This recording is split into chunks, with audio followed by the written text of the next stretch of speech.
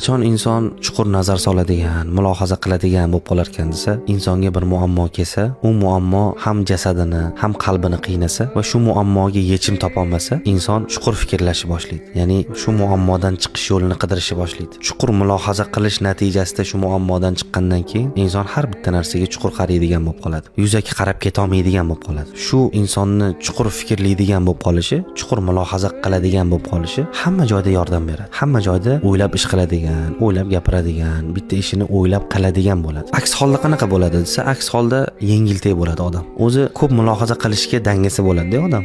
Iloji boricha maza qilish kerak deydi-yu. Maza qiladigan, ko'p mulohaza qilishga kirishmaydigan bo'ladi odatda. Yengiltek bo'ladi. Muammoga kirsa, u muammoga yechim topsa, shu muammoni ustida chuqur mulohaza, chuqur nazar solsa, shu muammoni ustida izlansa, u mana shunaqa oqil odamga aylanadi. Keyin bitta narsaga yuzaki qarolmaydigan bo'lib qoladi. Bitta narsani ustida chuqur qarashi, bitta narsani ustida chuqur mulohaza qilishi yoqtiradigan bo'lib qoladi. Va mana shu o'sha muammoni beradigan eng katta foydasi. Muammo insonga mana shunaqa foyda bersa, haqiqiy foyda hisoblanadi. Haligi gap bor, aqlli odam boshqa bir insonning muammosi ustida izlanib fikrlab, o'sha muammoga o'zi tushmaslikka harakat qiladi. Aqlsiz odam bo'lsa, o'sha muammoga kirgandan keyin fikrlash boshlaydi. O'zi mulohaza, o'zi yechim qidirish boshlaydi.